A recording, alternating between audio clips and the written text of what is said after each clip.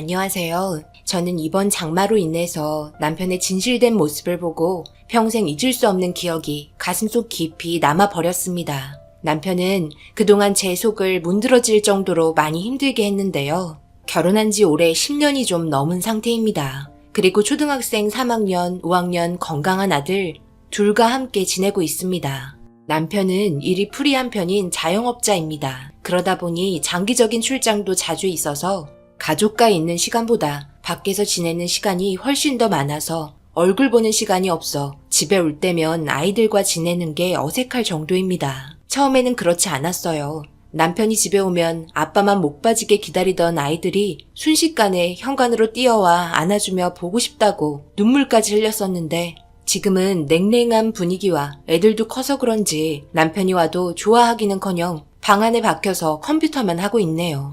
그런 모습에 화가 나 뭐라고 하면 아이들은 아빠가 자주 안 와 어색하게 되었다고 불편하다고 합니다. 그 말을 듣는 순간 제 가슴은 찢어지고 남편은 어색한 듯 아이들도 커서 그런 거니 이해한다며 쓴웃음을 짓네요. 그리고 집에 들어오면 하루 종일 잠만 잡니다. 밥 먹는 시간 외에는 침대에서 나오질 않아요. 지방 출장 다녀왔다가 올라오면 보통 일주일 정도 쉬는 시간을 가지는데요. 그 기간 동안 어디 나가서 바람 좀 쐬자고 하던가 아니면 외식이라도 하자고 하던가 이런저런 계획 정도는 세울 수 있을 텐데 그냥 동네 한 바퀴라도 좋으니 아이들과 함께 조금이라도 시간 보내주면 좋잖아요. 그런데 전혀 그런 거 없습니다. 오로지 안방 그리고 밥 그리고 화장실 전부입니다.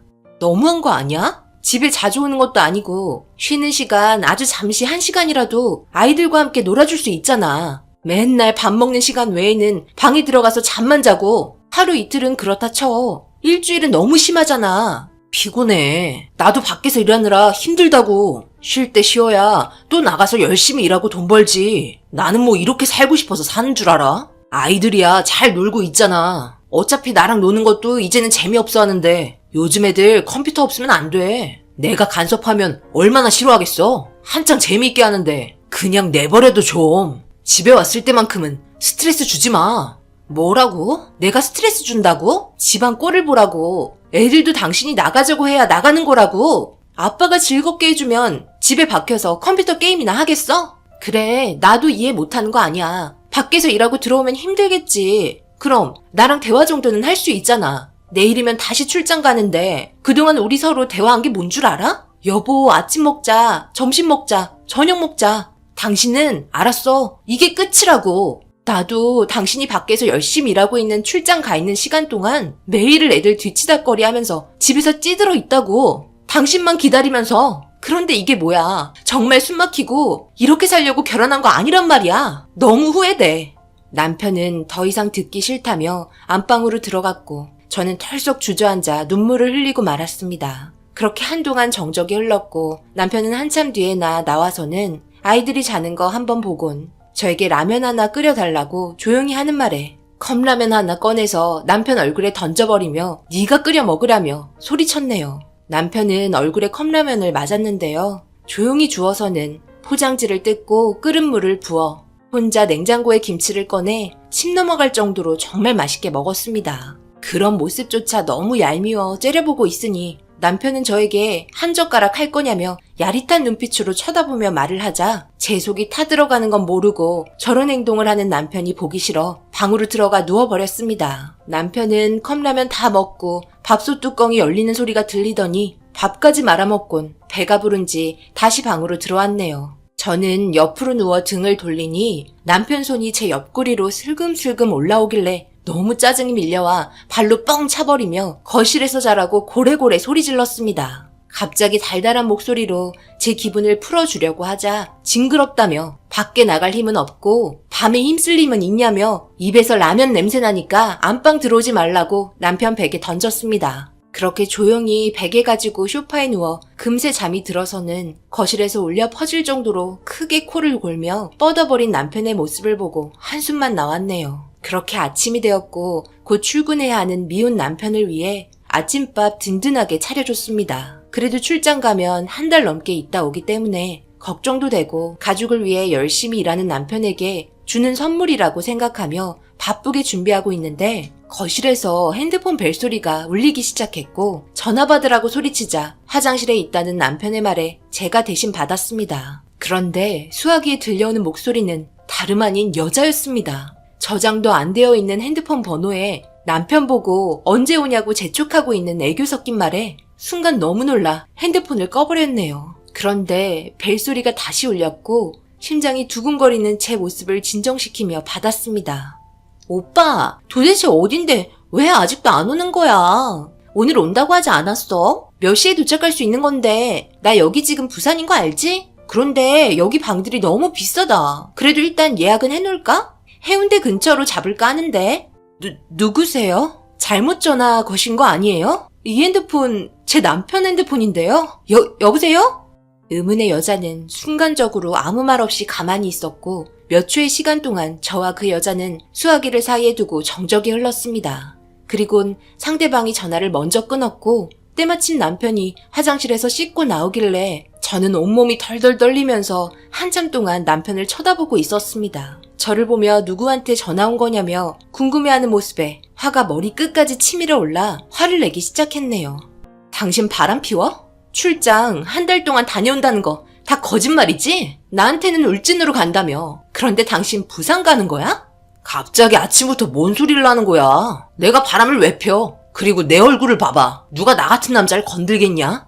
그럼 이 전화번호 뭔데? 지금부터 거짓말하는 순간 당장 이혼할 줄 알아? 알겠어? 바른 대로 대답해.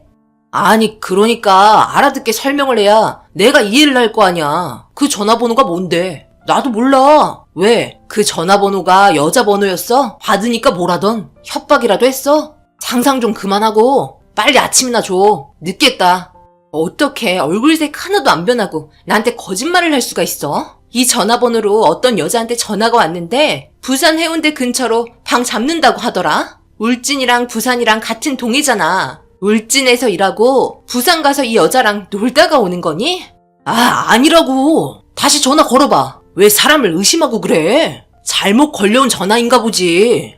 남편이 다시 전화 걸어보라며 소리를 치면서 제가 가지고 있던 남편 핸드폰을 뺏으면서 의문의 여자에게 전화를 걸었고 그 여자는 끝까지 전화를 받지 않았습니다. 그렇게 끝까지 아니라는 남편의 주장에 혹시라도 잘못 걸려온 전화일 수도 있다 생각해 좀 더 지켜보기로 했네요.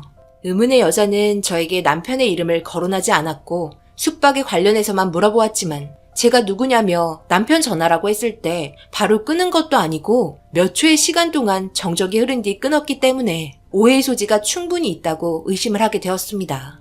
그렇게 남편은 아침을 급하게 먹고 쓸데없는 생각하지 말고 다녀온다며 저와 아이들에게 웃어주면서 현관문을 나섰습니다. 하지만 제 마음의 한편에는 아직도 그 여자의 목소리가 맴돌아 정신적으로 상당히 힘들어진 상태까지 오게 되면서 극도의 스트레스 때문에 결국 누워버리고 말았습니다. 며칠을 끙끙 앓았고 아이들이 약도 사주며 옆에서 병간호 해주면서 아이들이 남편에게 제가 아프다고 사진 찍어서 보내주면서 문자를 보냈지만 울진에 도착했다는 문자 한 통 남겨놓고 아무런 연락이 없었습니다. 그렇게 다음날 늦은 저녁 남편에게 전화가 왔고 제 몸이 괜찮은지부터 물어본 다음 울진에서 있었던 일에 대해 간단히 이야기한 다음 같이 일하는 직원분들과 술 한잔 한다며 통화는 마무리되었습니다. 그리고 그날 전화 한 통 없이 끝이 났고 다음날도 식사 시간 외에는 아무런 연락은 없었습니다. 지속적으로 남편이 저에게 전화를 하면서 울진이라는 증거를 몇 개 보여주며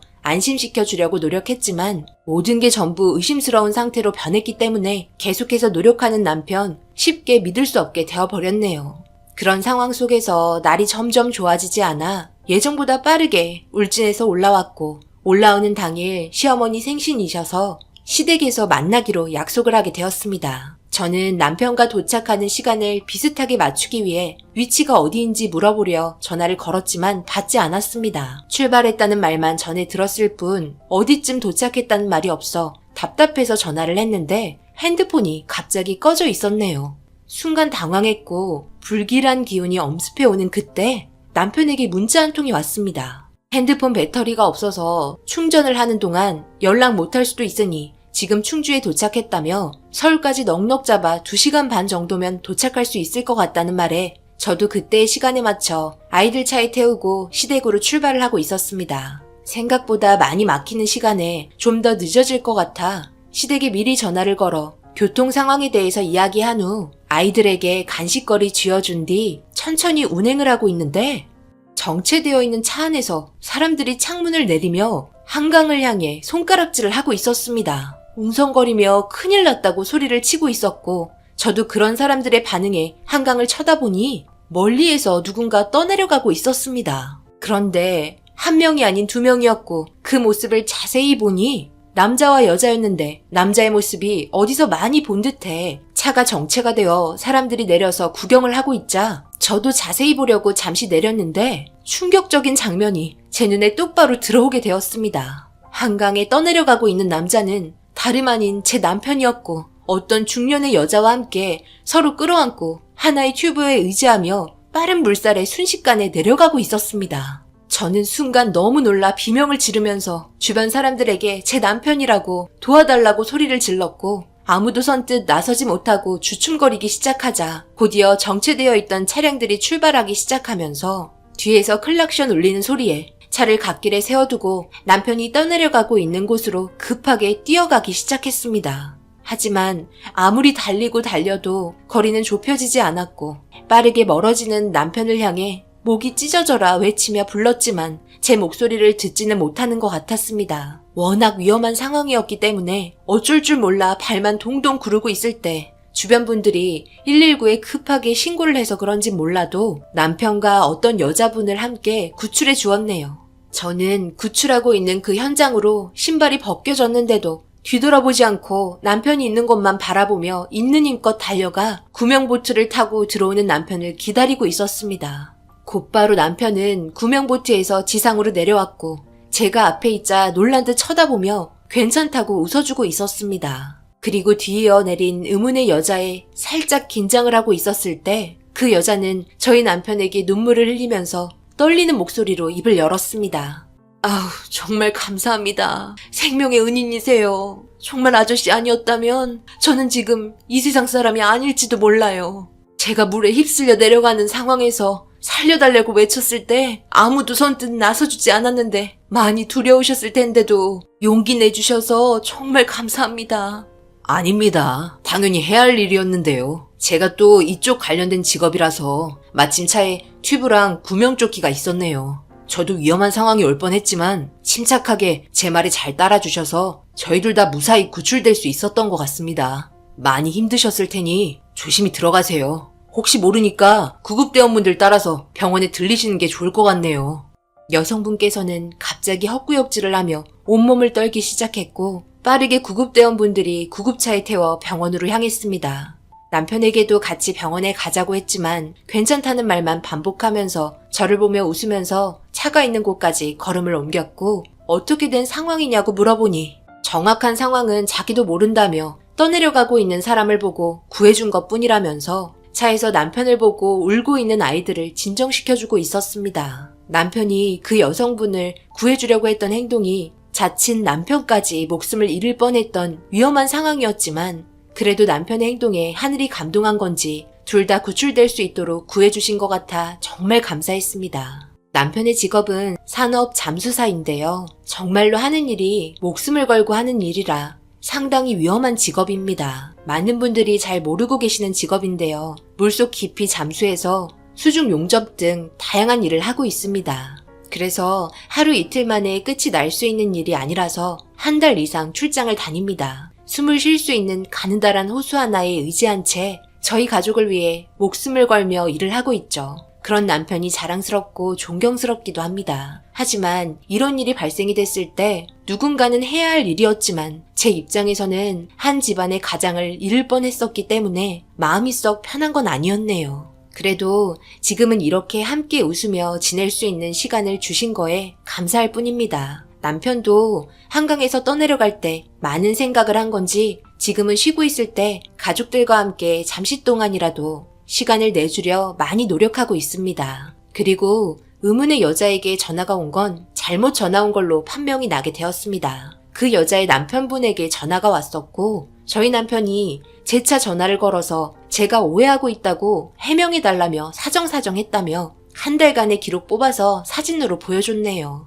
그렇게까지 안 해도 여태까지 남편 믿고 살아왔는데 의심하는 거 싫다며 뭐든 확실하게 하고 넘어가자면서 상황은 마무리되었습니다. 지금은 단 10분을 쉬더라도 전화가 옵니다. 그런 오해받는 게 정말 싫었나 봅니다. 그래도 전화 한 통 없는 것보다는 지금이 좋네요. 제가 이런 사연을 올리게 된 이유는 여러 가지 사연들 많이 있지만 알려지지 않은 저희 남편의 훈훈한 사연도 있다는 걸 알려드리고 싶어 이렇게 글 적어 올려봅니다. 많은 분들께서 저희 남편에게 격려적인 응원의 글들 몇 자 적어주신다면 최고의 선물이 되지 않을까 싶네요. 다른 분들에 비해 많이 부족한 사연이었지만 끝까지 읽어주신 분들 행복하시고 좋은 일 많이 생기시고 언제나 하루하루의 삶에 감사하며 살아가는 삶을 누리시길 바랍니다. 지금 이 순간은 두 번 다시 돌아오지 않습니다. 감사합니다. 오늘의 사연은 여기까지입니다. 댓글로 여러분들의 생각과 조언을 남겨주세요. 저는 다음 영상으로 찾아뵙겠습니다. 감사합니다.